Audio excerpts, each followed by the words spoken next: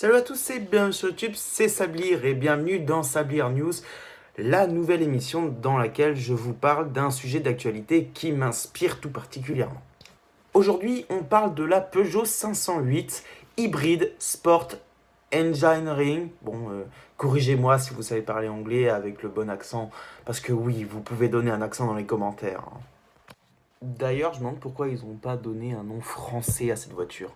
Peugeot 508, motorisation de sport. C'est vrai que ça a quand même moins de gueule quand on y pense. Alors aujourd'hui, on parle de la Peugeot 508 hyper sportive. C'est parti. La Peugeot 508 Hybrid Sport Engineering a été présentée ce matin, si je dis pas de conneries. De toute façon, moi j'ai découvert ce matin avec un post des pilotes du dimanche. Et quand j'ai vu la photo de la voiture, j'étais un peu sur le cul. Je voyais avec mes yeux un mélange entre une Peugeot 508 et une Porsche Panamera hybride. Vous savez, celle avec les étriers de frein jaunes ou les Cayenne, c'est pareil, ils ont les mêmes étriers de frein. Alors quand j'ai vu la photo de la voiture, j'étais un peu étonné, je savais pas trop quoi en penser en fait. Le design était assez spécial, j'y voyais un mélange entre une Peugeot 508 et une Porsche Panamera turbo hybride. Et c'était assez bizarre en fait, je savais pas trop quoi en penser. Et finalement avec le recul, notamment en voyant le profil avec les magnifiques jantes 20 pouces, je me suis dit quand même que le mariage des couleurs noir mat plus jantes noires plus petits inserts jaunes avec les étriers de frein jaunes, et bah franchement ça rend hyper bien sur cette 508 et ça lui donne vraiment une gueule atypique. Bon après ce qu'il faut savoir c'est que je suis un grand fan de la 508 de la première heure. Il y a un an, quand elle était présentée, j'étais sur le cul, c'est clair.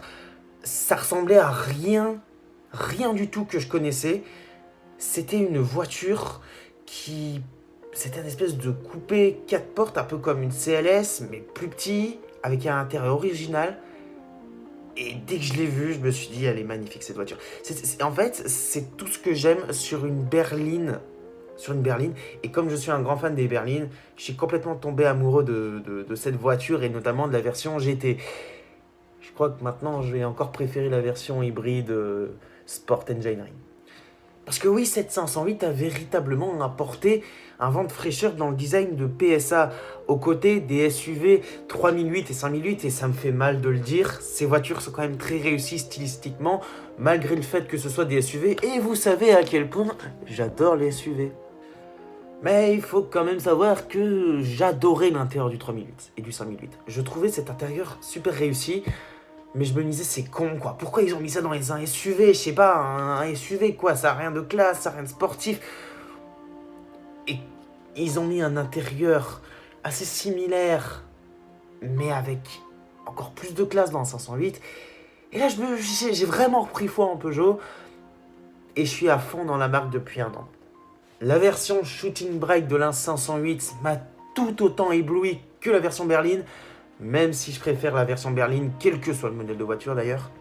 Et là, la version performance qui est magnifique, qui a une sacrée gueule, et surtout, qui donne une véritable identité à cette version sportive. La 508 s'était déjà fondé une identité, mais cette version sportive, on la reconnaîtra parmi mille. Et c'est ça qu'on aime, Et puis bon, le mariage des couleurs, tout réussi sur cette voiture. Mais bon, je ne suis pas là uniquement pour vous parler de design et de mes goûts. On va quand même parler de la position qu'elle pourrait avoir sur le marché des berlines de sport. Et ce qu'il faut savoir, c'est qu'elle dispose d'une motorisation costaude. Un moteur 4 cylindres plus 2 moteurs électriques, dont la puissance, selon les sources, est estimée entre 350 et 400 chevaux quand même. La voiture serait équipée d'une transmission intégrale qui lui permettrait de passer de 0 à 100 km/h en 4 secondes 3 quand même. Oui, ce sont des performances de BMW M3 ou d'Audi RS4. Vous rêvez pas.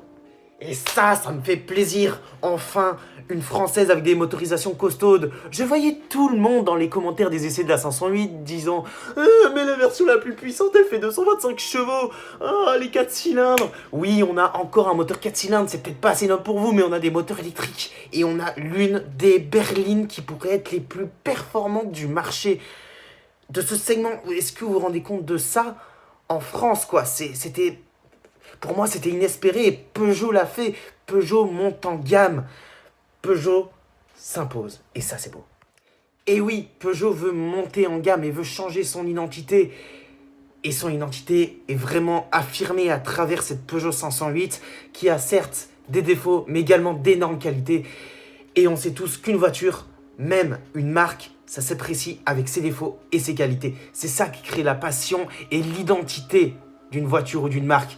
Et c'est ça qui fait vibrer les passionnés chaque jour. Et cette voiture est une voiture de passionnés. Je suis désolé de vous le dire, mais si l'avenir de l'automobile ressemble à ça, et bah franchement, je suis partant pour y aller.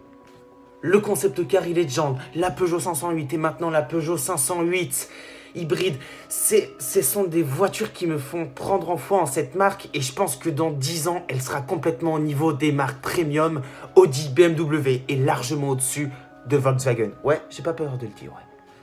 On avait une concurrente à la 4, on a une concurrence à la RS4. 4 roues motrices, les gars.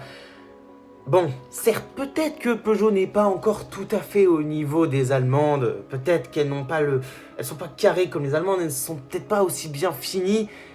Mais Peugeot s'améliore et va encore s'améliorer.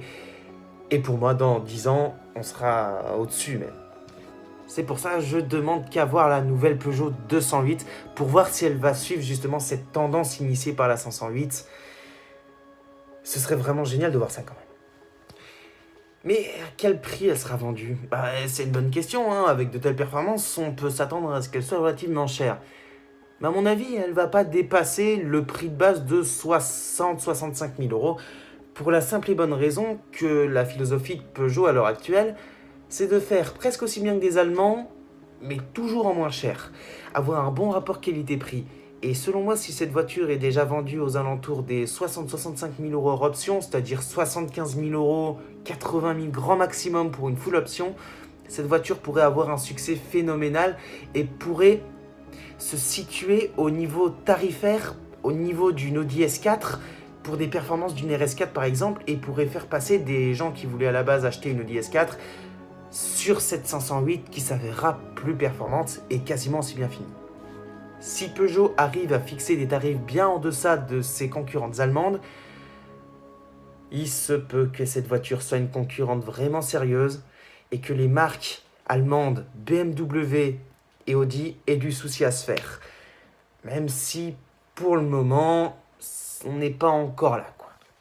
Mais qui sait, peut-être que Peugeot va sortir un modèle plus gros que sa 508. Peut-être un modèle plus performant, peut-être des modèles sportifs, et peut-être même la remplaçante de l'ERCZ qui serait inspirée du Peugeot e-Legend. Et ça me ferait plaisir. Justement, on peut voir à la fin de la pub du Legend, nous avons gardé le meilleur pour 2019. Ah, ça vous aimez bien ça c'est bon signe. Alors en attendant que Peugeot dévoile éventuellement sa e-Legend de série, croyez en cette marque, achetez des Peugeot au lieu d'acheter des Volkswagen. Après, si vous avez envie d'acheter des Volkswagen, voilà, ne suivez pas mes conseils, ne prenez pas ce que je dis au pied de la lettre.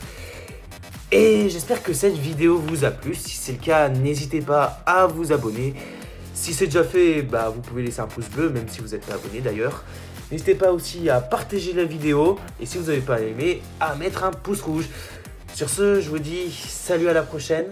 C'était Sablir.